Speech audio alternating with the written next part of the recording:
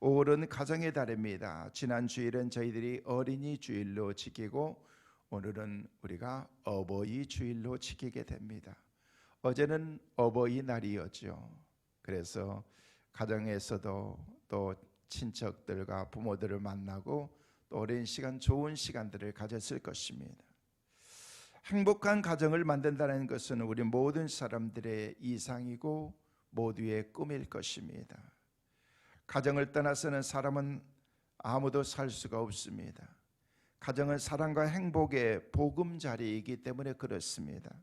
그러므로 행복한 가정, 축복된 가정을 만든다는 것은 우리 모든 사람들의 바람이고 모든 사람들의 소원인 것입니다.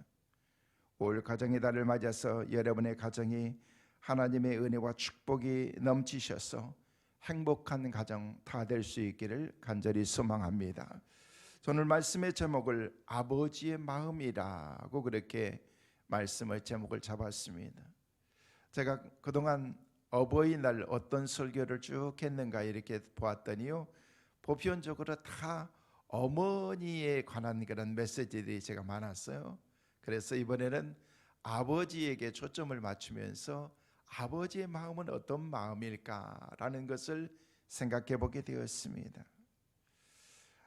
미국에서, 우리 한국어는 좀 다르겠지만요, 미국에서 세상에서 가장 아름다운 단어는 어떤 것이냐라는 그런 앙케이트를 사람들에게 냈습니다. 그 가운데서 가장 1위는 mother, 어머니라는 그런 그 단어였습니다. 2위는요, 2위는 passion, 열정인 것입니다. 그리고 3위는 smile, 미소였습니다. 그리고 4위는 love, 사랑이었던 것입니다. 쭉쭉쭉 이렇게 내려가는데 42위는 pumpkin, 호박이었습니다. 그리고 41위는 바나나, 그리고 52위에 가서 캥거루 동물이죠. 그런데 쭉 넘어가서 69위 다음에 70위가 바로 father, 아버지라는 단어였습니다. 어머니라는 그런 그 단어가 물론 가장 소중하게 느껴지는 그런 어머니의 사랑에 대한 그런 그 마음이 가지고 있었기 때문에 단연 1위였겠지만은, 어떻게 해서 아버지는 저 뒤에 바나나 그리고 캥거루보다도 더 못한 그런 인기 없는 그런 어떤 아버지의 명칭이 되어버렸는가 생각해 볼 수가 있는 것입니다.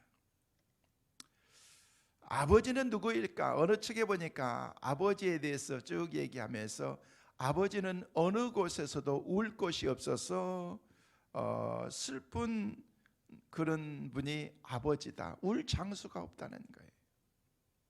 가족들 앞에서도 사람들 앞에서도 그 어떤 곳에서도 울고 싶지만 울 수 없는 분이 아버지다. 아버지에 대한 인상은 나이가 들어가면서, 나이가 이제 달라지면서 우리의 마음도 조금씩 달라지는 것 같습니다. 아이들이 자라면서 그런 생각을 갖는데요, 4살 때는요, 우리 아버지는 전지전능하다라고 그렇게 느낀대요. 그런데 이제 좀 자라면서 12살이 되면 우리 아버지는 아는 것이 많지 않다라고 그렇게 생각한대요. 그리고 15살쯤 되면요, 우리 아버지는 너무 구식이다, 시대에 너무 뒤떨어졌다라는 그런 생각을 갖게 된대요. 그리고 21살이 되면요, 우리 아버지는 너무 고리타분하고 골동품이다라는 그런 골동품 취급해버리는 그런 그 나이가 21살이라는 거예요. 27살이 되면요, 제법 아는 것도 있고 판단도 오르다라는 그런 생각을 나이 들어가면서 아버지에 대한 생각을 하게 된다는 거예요. 그리고 32살이 되면요, 인생의 문제를 내 아버지와 함께 그것을 의논하고 싶다라는 그런 생각이 나이 들어가면서 갖게 된다는 거예요. 그리고 50살이 되면은 아버지는 참 훌륭하다라는 그런 생각을 50이 되어서 하게 된다는 거예요.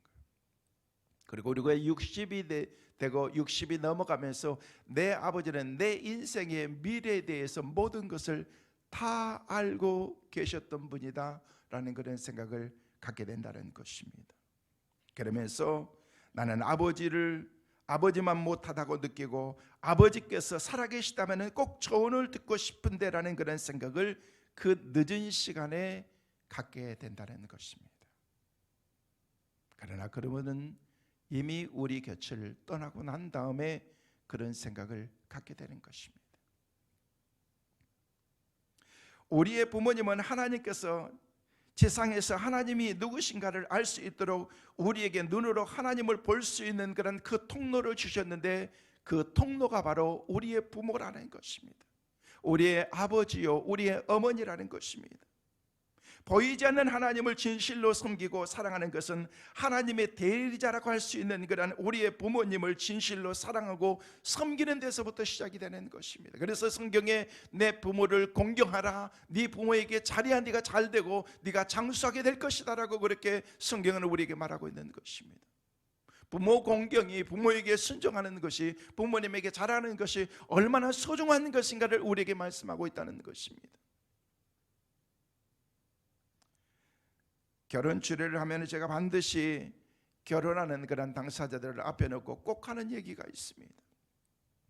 양가 부모님에게 잘해라, 효도해라. 예수님처럼 사랑하고 공경하고 존경하는 그런 그 마음을 가지라고 제가 꼭 얘기를 합니다. 눈에 보이는 부모님을 진실하게 사랑하지 못하고 존경하지 못한다면 어떻게 하나님을 사랑하고 존경하고 하나님을 믿으면서 그렇게 살아갈 수가 있겠습니까? 가장 베이직한 것부터, 가장 기본이 무엇인가부터 알아야 된다는 것입니다. 그래서 예수님께서는 에베소서 6장 1절에서 3절 말씀에 우리에게 그렇게 말씀하고 있습니다. 우리 같이 한번 보실까요? 같이 보십니다. 자녀들아, 주 안에서 너희 부모에게 순종하라. 이것이 옳으니라. 내 아버지와 어머니를 공경하라. 이것은 약속이 있는 첫 계명이니 이로써 내가 잘되고 땅에서 장수하리라. 이 말씀 보니까 부모에게 공경해야, 부모님 말씀에 순종해야, 약속이 있는 그 계명을 지켜야 네가 잘되고 장수하게 된다는 것입니다. 부모님께서는 하나님의 끝없는 그런 희생과 사랑이 무엇인가를 눈으로 볼 수 있도록 우리에게 통로로 보여주신 것입니다. 우리 교회에 속한 그런 믿음의 자녀들, 지금도 1층에서 4층에서 믿음의 자녀들이 하나님의 말씀을 통해서 그들이 예배를 드리고 훈련을 받고 있지만, 그런 믿음의 자녀들부터 시작해서 우리 모두가 다 예수님을 사랑하고 존경하는 그런 하나님의 자녀들로 성장할 수 있도록, 특별히 우리의 믿음의 다음 세대들이 그런 마음과 정신들을 가지고 살 수 있도록 우리가 기도해야 되는 것입니다. 이미 부모님께서 이 땅에 떠나신 분이 계시다면요, 우리 곁에 계시는 어른들에게 예수님께서 우리에게 보여주신 그런 하나님의 어떤 그런 모형의 형체로 우리에게 주신 그분들을 섬기는 그런 그 마음부터 우리가 가져야 된다는 것입니다. 저는 솔직하게 부모님을 생각하면요, 늘 죄인 같다라는 그런 생각을 많이 갖습니다. 목사라는 핑계로 제대로 효도 한번 하지 못한 것 같다라는 그런 마음을 늘 가지고 살아가고 있습니다. 제가 목사로서 부끄러운 고백을 하려고 합니다. 솔직하게 지금까지 돌이켜 생각해 보니까 부모님과 함께 번듯하게 여행을 가본 적이 별로 없었던 것 같아요.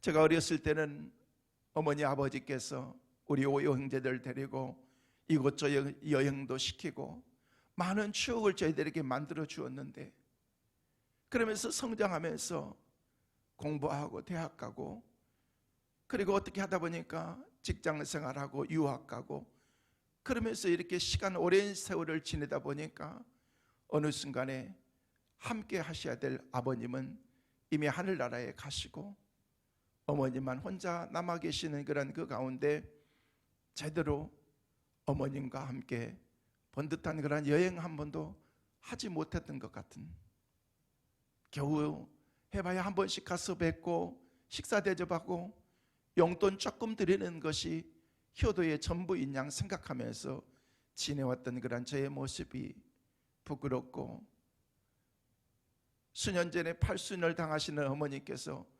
형제들이 함께 어머니와 함께 여행을 가기 위해서 계획하고 다 함께 가는데도 교회 여러 가지 분주하고 여러 가지 일정들 때문에 함께 하지 못했던 그 시간까지도 함께 하지 못했던 그런 그 마음들을 생각하면서 마음속에 나는 불효자다라는 그런 생각을 제 마음속에 갖게 되었습니다. 그래서 세상에 맛있는 음식을 먹고 아무리 아름다운 것을 봐도 그 음식도 그리고 아름다운 것도 별 의미가 내게 없는 것 같다라는 그런 생각의 마음들을 늘 갖고 살면서 부끄럽게도 맛있는 음식을 먹을 때마다 부모님이 생각나고 어머님이 생각나는 것이 아니라 멀리 떨어져 있는 우리 자식들이 먼저 생각이 나고 그리고 어머니도 생각이 나고 아름다운 것을 봐도 그런 마음들을 갖고 있는 그런 저의 모습을 바라보면서 참 부끄러운 그런 마음이 제 마음속에 있었습니다. 그래서 오늘 어버이 주일을 앞두고 성급히 지난 어린이 주일을 마치고 오후에 지방에 계시는 어머니를 찾아뵙고 돌아왔습니다. 성도들에게 효도하라고 얘기하면서 명절이 돼도 제대로 찾아가 뵙지도 못하고 어버이날이 다가오는데도 제대로 이렇게 찾아뵙지도 못하는 그런 제 모습 가운데 안 되겠다 싶어서 바쁜 일정들 가운데에서 그냥 급히 가서 짧은 시간 함께 하면서 또 어머니와 함께 이야기도 나누고 같이 잠을 자면서 그 다음 날 이렇게 돌아왔습니다.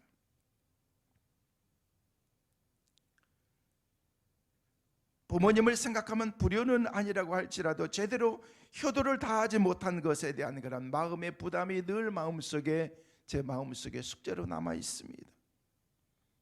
제가 미국에 살고 있는 동안 도중에 아버님께서 하늘나라에 가셨습니다. 그래서 이렇게 어버이날이 되면은 마음이 더 아려오는 것 같습니다. 지난 주일에 어머니를 뵈러 가면서 전혀 연락하지도 않고 몇 가지를 이것저것 준비를 해서 미리 간다고 하면은 또 이런저런 신경을 쓰고 전날부터 잠을 주무시지 못할 것을 제가 알고 있기 때문에 아무런 연락도 없이 도착 30분 전에 연락을 해서 어머니 저 지금 가고 있는데 30분 후면 도착해요 라고 그렇게 연락을 하고 어머니에게 찾아갔습니다. 인사를 드리자마자 어머니께서 급히 이것저것 준비를 하시고서 그냥 뚝딱 하면서 이렇게 저녁상을 차려주면서 너희들 너무 배고프지 빨리 밥 먹자라고 그렇게 얘기하시면서 차려주는 그런 음식을 대하면서 그렇게 어머니의 차려주는 그런 사랑의 밥상을 함께 나누는 시간을 가졌습니다. 제가 먹는 것은 음식이 아니라 어머니의 사랑이었습니다. 제가 삼킨 것은 밥이 아니라 흘러내리는 어머니의 그 사랑의 눈물이었던 것 같습니다. 세상에 어느 부모치고 감동과 신비를 주지 않는 부모가 어디 있겠습니까? 자식에게 가장 좋은 것으로 주기를 원하지 않는 부모가 어디 있겠습니까?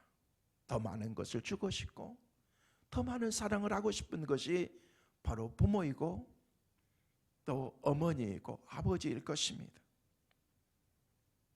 오늘은 우리는 이 아버지가 누구이신지 아버지의 사랑을 잘 보여주는 그런 하나님의 마음을 우리가 볼 수가 있습니다. 그 하나님의 마음이 바로 아버지의 마음이기 때문에 그렇습니다. 하나님 아버지의 사랑의 비유 또한 오늘 이 말씀을 가리켜서 우리는 탕자의 비유라고 그렇게 얘기를 하고 있는데 둘째 아들이 아버지를 이렇게 찾아와서 이렇게 얘기를 합니다. 아버지 나에게 돌아올 재산을 나눠주십시오. 미리 주십시오.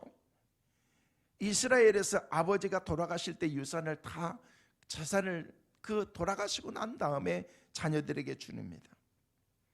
살아계신 아버지 앞에 재산을 달라고 하는 것은 아주 무례한 일이고 마치 아버지가 돌아가셨으면 하는 그런 듯한 그런 의미를 그 안에 담고 있는 것입니다. 그 말에 속이 터진 그런 그 가슴이 찢어지는 그런 아버지, 이 아버지는 말없이 재산을 그 아들에게 주었다라고 성경은 우리에게 말씀하고 있는 것입니다. 여러분, 보채는 자식을 이길 아버지는 아무도 없습니다. 당시 풍속에는요, 여러분, 장자에게는 3분의 1을 주고 그리고 둘째에게는 3분의 1의 재산을 줍니다. 여러분, 재산을 물려받은 아들이 며칠이 되지 않아서 재산을 다 모아가지고 떠났다라고 그렇게 오늘 성경은 우리에게 말하고 있습니다. 여러분, 성경에 재산을 모아가지고라고 그렇게 얘기하는데 성경의 원문에 보면은요, 재산을 다 팔아서 현금화시켜서 아버지를 떠났다는 것입니다. 삽시간에 재산을, 부동산을 팔았다는 것은요, 그냥 헐값에 다 팔아버린 거예요. 그냥 다 정리해버린 것입니다. 평생 눈물과 땀으로 이루어지는 그런 아버지의 재산을 순식간에 팔아치운 자식, 그는 어찌하여든지 아버지의 품에서 멀리 떠나서 살기를 원했다는 것입니다. 여러분, 이스라엘 사람들이 대면도 하지 않는 그런 이방 나라에 가서 살고 싶다는 것입니다.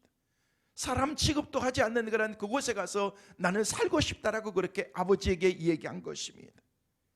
아버지 곁을 떠나는 것을 자유라고 생각했고 마음대로 살아갈 수 있는 것을 행복이라고 여겼기 때문에 그는 아버지를 떠나기로 작정한 것입니다.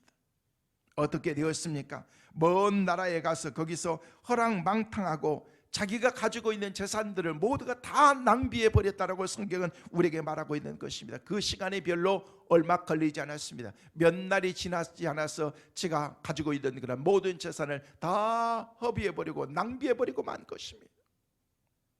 그 딸이 6년이 들어왔고 그는 곧 궁핍하게 되었습니다.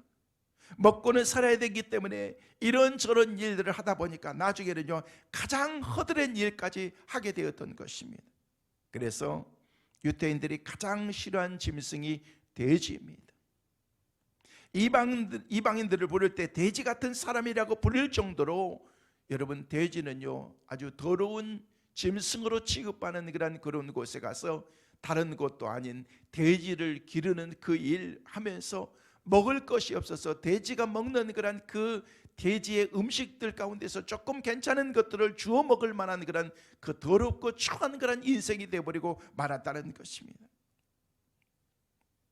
한마디로 이 아들에게는요, 유대 민족이라고 하는 그런 하나님의 민족이라는 그 자부심, 자랑스러운 아버지의 아들이란 자부심이 완전히 산산이 다 부셔져 버린 것입니다.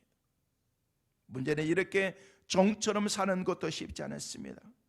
말씀을 드렸던 것처럼 먹을 것이 없어서 돼지가 먹는 그 음식을 먹는 것도 자기가 변변치 못하는 그런 시세가 되어버렸다는 것입니다.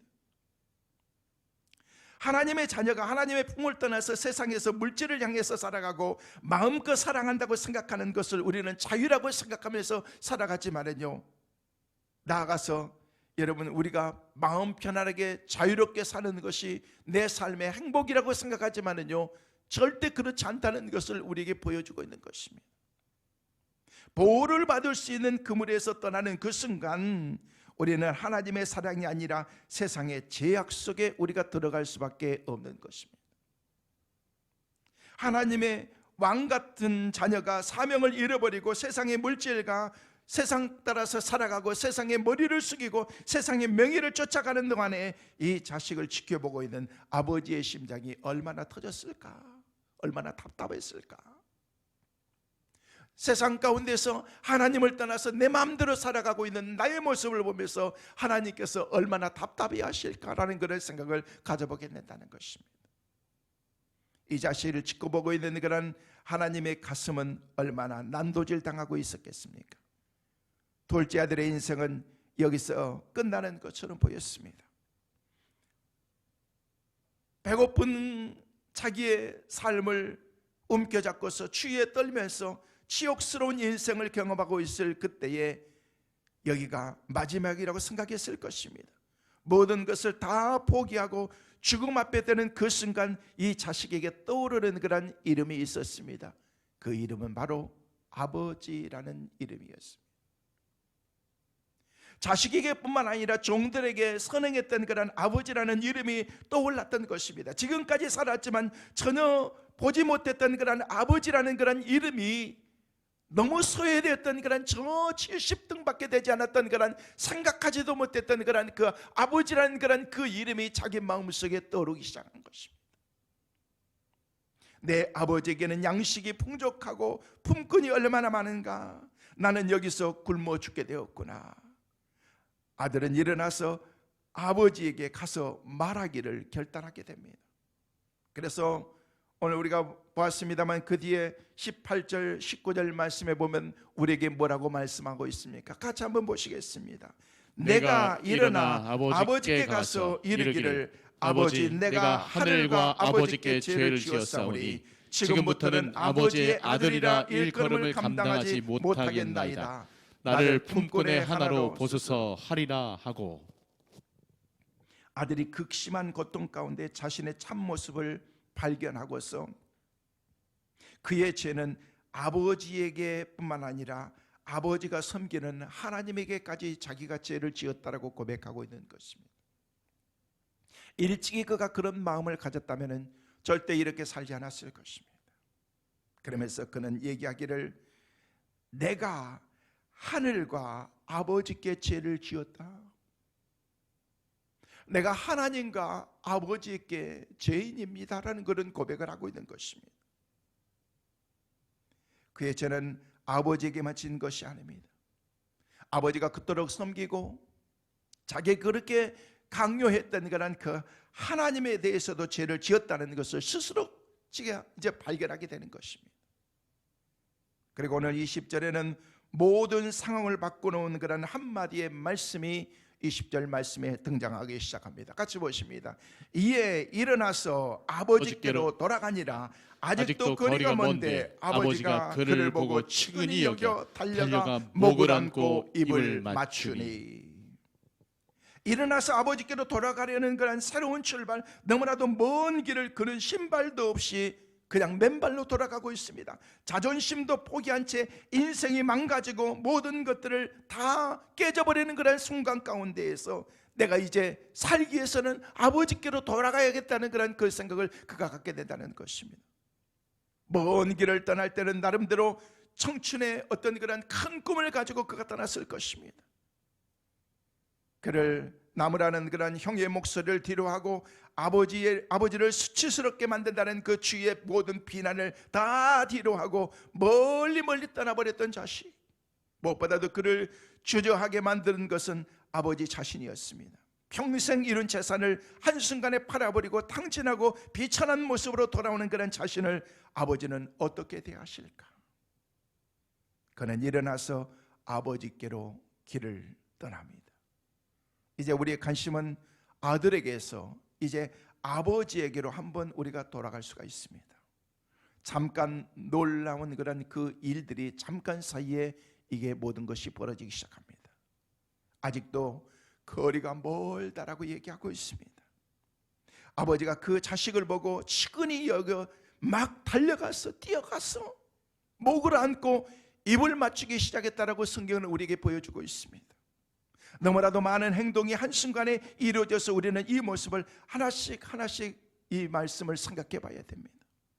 저 멀리서 그냥 거지가 다 되어서 비틀거리면서 다가오는 곳, 쓰러질 것 같은 그런 그 젊은이가 바로 자신의 아들이라는 것을 아버지는 직감적으로 알았던 것입니다. 아버지의 든 마음이 무엇입니까? 치근한 그런 마음이 들었다라고 얘기하고 있습니다. 여러분, 이 치근한 마음이라는 것은 원문에 보면은요, 너무나 그가 불쌍해서 내 마음이 심장이 찢어질 것 같다는 그런 그 마음을 치근히 여기는 그런 그 마음을 그의 아버지가 가졌다는 것입니다. 너무 기뻐서 그 아들을 맞이하기 위해서 막 뛰어가고 있지만 그 아들을 보는 순간 가슴이 찢어질 것 같습니다. 예수님께서 유리방황하는 그런 잃어버린 사람들을 바라보면서 불쌍히 여기시고 라고 그렇게 말씀하셨는데, 바로 이 불쌍히 여기는 그런 그 단어가 바로 측은히 여기는 그런 마음인 것입니다. 죽어가는 그들을 바라보면서 아무것도 할 수 없는 그런 그 인간들의 모습을 바라보면서 우리 하나님께서 측은히 여기셨다는 것입니다. 그래서 하나님께서 우리를 살리기 위해서 인간의 몸을 입고서 이 땅에 내려오신 것입니다. 이것이 바로 성육신하신 예수 그리스도인 것입니다. 그것이 바로 불쌍히 여기셨다. compassion, 긍휼히 여기신 것입니다. 바로 이 마음을 아버지가 가졌다는 것입니다. 아버지의 마음속에는 아들을 향한 그런 그 마음, 자식을 바라볼 때 불쌍히 여기는 그 마음밖에 없었던 것입니다. 그 자식이 누구입니까? 아버지의 이름을 먹칠했던 자식입니다. 살아있는 아버지를 배신하고 평생 재산을 일구어놓은 그런 그 모든 재산을 한순간에 탕진해버린 자식입니다. 주위의 모든 사람들의 비난을 한 몸에 받게 했던 그런 그 자신이겠습니다. 그를 바라보는 아버지의 마음은 가구가 문제가 아니었습니다. 돌아온 자식을 바라보고 아버지는 뛰어가기 시작한 것입니다. 달려가서 목을 안고 입을 맞추기 시작합니다. 돼지와 섞어 살면서 냄새나는 아들의 입을 맞추면서 눈물을 토해내는 아버지는 그 자식이 나간 이후로 집안에서 기다릴 수가 없었던 것입니다. 모든 일을 뒤로 한 채 어귀에 나가서 그 자식이 돌아오기만을 매일매일 기다리면서 살았던 아버지의 모습을 우리는 발견할 수가 있는 것입니다. 언젠가는 돌아올 자식을 기다리면서 마을 입구에서 밤낮으로 기다렸던 아버지. 아들은 준비하는 말을 아버지에게 꺼내기 시작합니다. 21절 말씀입니다. 같이 한번 읽겠습니다.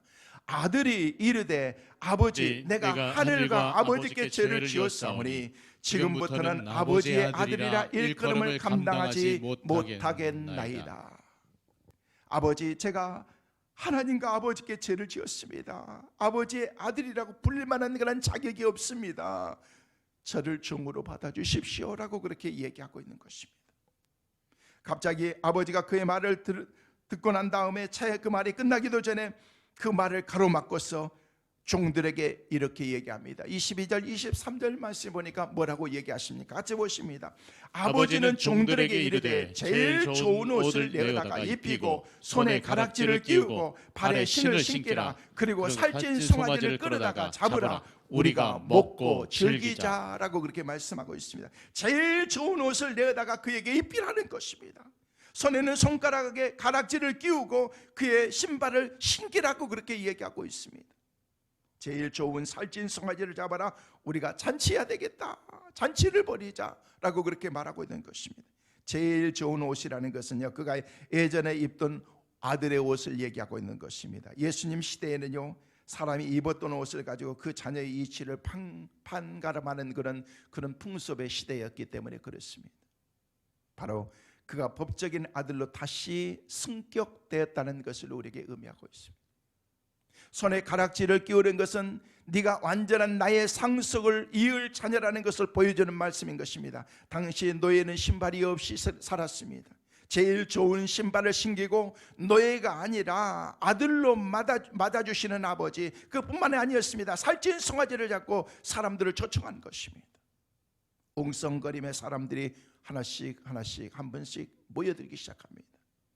아버지의 얼굴에 먹칠했던 자식, 유대인들의 품위를 완전히 망가뜨렸던 패역한 자식을 바라보며 비난하는 어조로 사람들은 모여들기 시작했을 것입니다. 그들을 향해서 아버지는 잠잠히 이렇게 이야기합니다. 24절 말씀 같이 한번 보시도록 하겠습니다. 같이 보십니다. 이 내 아들은 죽었다가 다시 살아났으며 내가 잃었다가 다시 얻었노라 하니 그들이 즐거워하더라. 이 내 아들은 죽었다가 다시 살아났습니다. 잃었다가 다시 얻은 아들이 되었다는 것입니다. 우리는 여기서 한 가지 중요한 사실을 발견하게 됩니다. 아들이 돌아오기를 결단하고 난 다음 모든 상황을 주도하는 것은 아들이 아니라 아버지였다는 것을 발견하게 됩니다. 이 문제를 해결하고 용서를 구하고 무릎을 꿇어야 될 사람은 아들이지만, 그러나 상황을 주도하고 있는 것은 아들이 아니라 지금 아버지라는 것입니다. 아버지. 이게 무슨 말입니까? 아들이 아버지에게 죄를 고백하기도 전에 이미 아버지는 그에게 다가가서 목을 껴안고 입을 맞추고 그를 자녀로 다시금 받아주는 것입니다. 아버지, 저 잘못했어요. 과거에 내가 생각했던 것이 얼마나 잘못된 것이라는 것을 얘기하고 고백하기도 전에 아버지께서는 다 용서해 주신 것입니다. 사랑하는 성도 여러분, 기억하시길 바랍니다.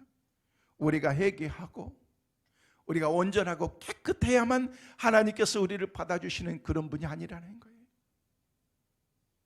우리가 마음속에 우리의 죄를 뉘우치고 하나님께 돌아가야지, 이제 새롭게 살아야지, 이제 믿음으로 내가 살아야지라는 그런 그 마음만 가져도 아버지께서는 우리를 다 안아주시고 받아주시는 분. 그분이 바로 우리의 하나님이고,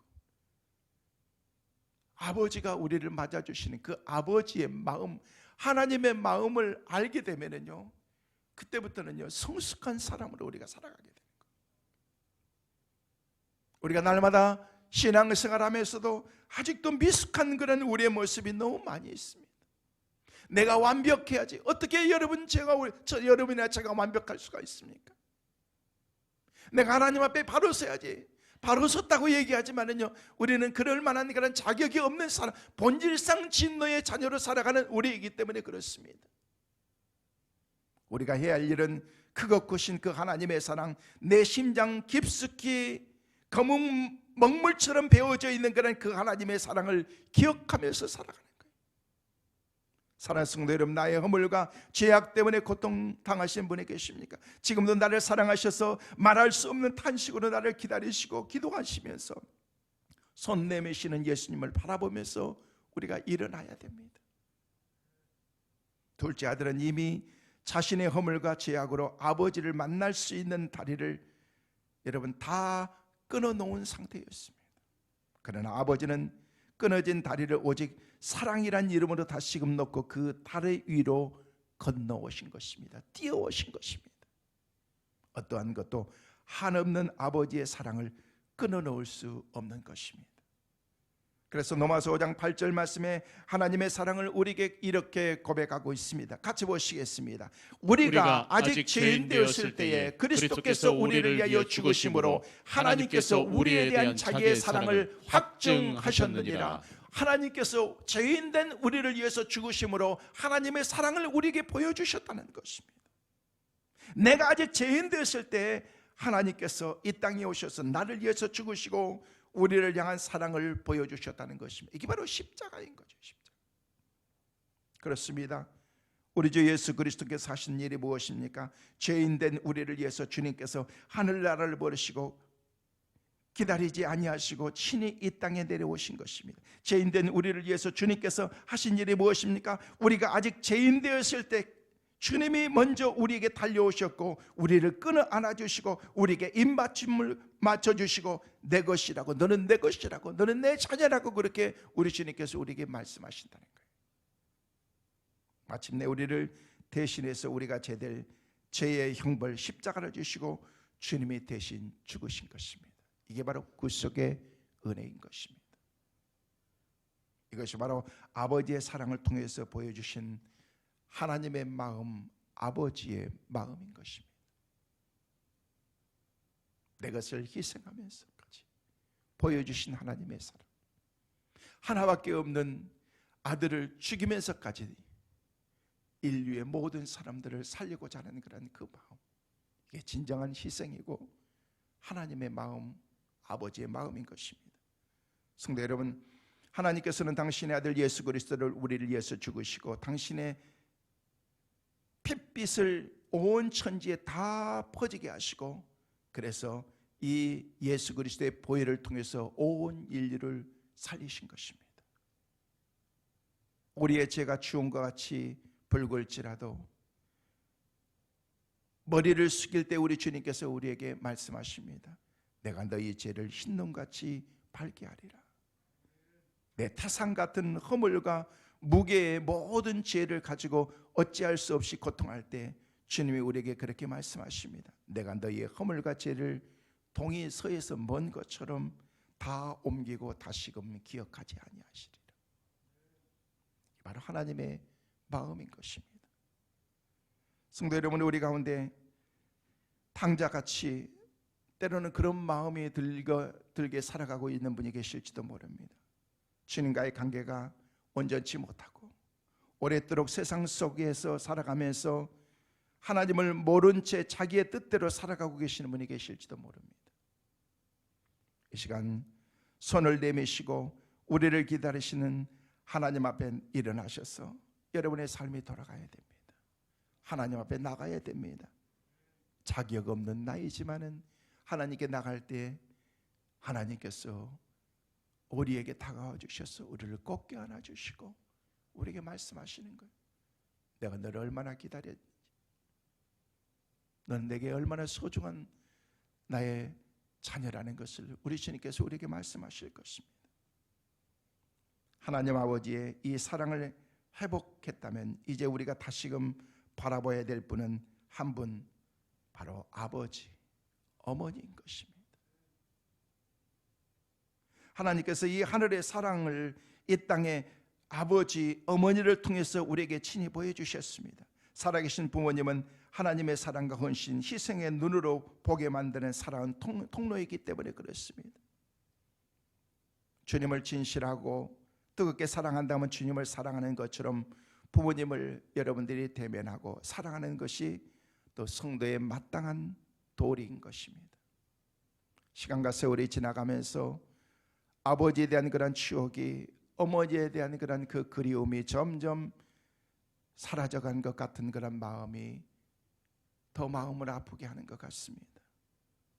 한 해 한 해 나이가 먹어가면서 아버지와의 그 추억이 점점 희미해져 가고 한 번씩 그리울 때가 더 많습니다. 언젠가 제가 미국에 있으면서 자녀들과 함께 한국에 나와서 지내고 돌아가기 전날 아버지와 함께 마지막 밤을 보내면서 아버지 내일 돌아가야 되는데 아버님 건강하세요?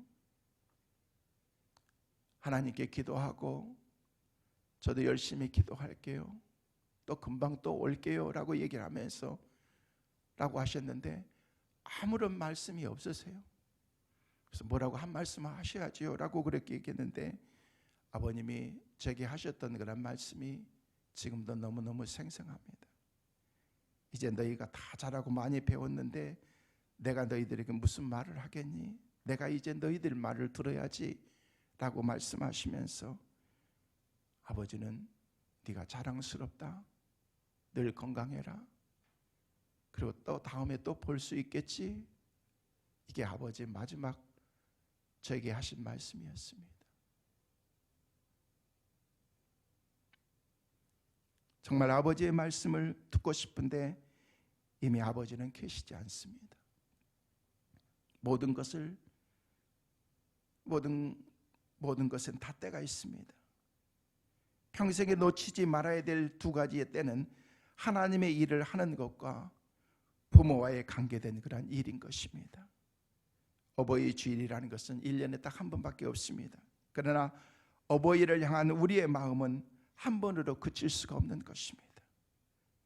매일 아침 눈을 뜰 때마다 하나님 앞에 다시 한번 신앙을 점검하는 것처럼 매일 아침 눈을 뜰 때 우리 부모님을 향해서 하나님의 사랑의 통로인 부모님을 다시 한번 가슴에 품고 진실로 존경하고 사랑하는 그런 그 마음을 우리가 가져야 되는 것입니다. 저는 이번에 시골에 가면서 일부러 짙은 염색을 하고 그냥 새치 흰머리도 하나도 보이지 않게 시골에를 내려갔습니다. 지난번에 갔을 때 어머니가 그러시더라고. 우리 아들 목사도 이제 흰머리가 희끗희끗 제법 많이 올라오네 라는 그런 말씀을 하셔서 그 말씀이 생각이 나서 가기 며칠 전에 다른 때보다도 더 시커먼 그냥 염색을 다 하고 어머니 앞에서 나이 먹어가는 것을 보이고 싶지 않고 흰머리를 보이고 싶지 않는 그런 제 마음이 제 마음속에 있었던 것 같습니다. 어머니 아버지를 유쾌하게 만들어 드리고 어머니 아버지를 행복하게 만드는 것이 우리 하나님을 향한 사랑의 고백이라는 것을 여러분 기억하십시오. 우리 주님을 섬기듯이 사랑하듯이 우리 부모님이 곁에 계시는 예수님처럼 여기고 진실로 신앙 안에서 사랑하고 존경하는 그런 그 마음을 우리가 가져야 됩니다. 우리 교회 가운데 모든 자녀들이 부모님을 도덕적으로가 아니라 신앙 인격적으로 진실로 존경하고 사랑하는 이런 성숙한 신앙의 인격자들로 자랄 수 있도록 우리가 기도해야 됩니다. 우리 교회 가운데 이런 진정한 신앙 인격이 삶으로 나타나서 주위에 있는 모든 사람들이 우리 교회를 바라보면서 하나님의 거룩한 공동체가, 하나님의 가정이 어떻게 세워지는지를 바로 우리가 그들에게 보여주면서 살아야 될 의무와 책임이 우리에게 있는 것입니다. 오늘날 사회의 위기가 있다면 가정의 위기고, 가정의 위기가 있다면 곧 아버지의 위기가 될 수가 있는 것입니다. 오늘 전 세계적으로 하두는 아버지를 살리자로 가는 운동입니다. 정말 가정을 위해서 온 몸이 다 으스러지도록 그렇게 헌신하고 수고하는데도 아버지라고 하는 그런 그 이름이 점점 우리의 곁에서 희미해져 가고 있기 때문에 그렇습니다.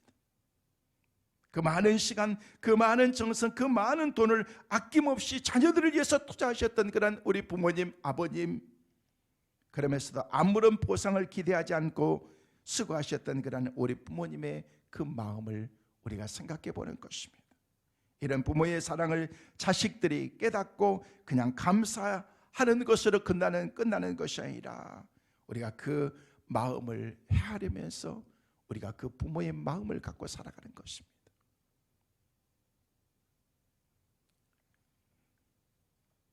하나님께서 우리를 하나님의 자녀로 삼아주시고 하나님의 놀라운 주님의 은혜로 우리에게 가정이라고 하는 것을 묶어주시고 가장 귀한 선물인 우리 부모님을 우리에게 주신 것입니다. 이철한 씨의 연탄길이라는 책의 내용으로 오늘 말씀을 마치려고 합니다. 서민들의 애안을 담은 작은 이야기들을 묶은 책입니다. 그 이야기 가운데 읽은 이들에게 짠하게 하는 그런 감동을 주는 내용의 글 가운데 아버지의 우산이라는 그런 그 글이 있습니다. 어린 시절 달동네에 살던 사람이 어른이 되어서 회상하면서 그 글을 쓴 것 같습니다. 아버지는 고물상을 하셨고 고생을 하셨습니다. 남루한 옷차림으로 푸대를 어깨에 짊어지시고 철사 조각, 유리 조각을 줍고 신문지나 모아오는 아버지를 바라보며 마냥 창피하게 여겨졌습니다. 아버지는 다행히 돈을 조금씩 모아서 작은 식당을 차렸지요. 그런데 이내 얼마 가지 않아서 그 식당은 실패하고 말았습니다. 어머니와 우유 배달을 하다 설상가성으로 교통사고를 당하셔서 깁스를 하고 집에서 쉬게 되었습니다. 그러는 어느 날 천둥 번개가 치며 폭우가 쏟아지는 밤이었습니다.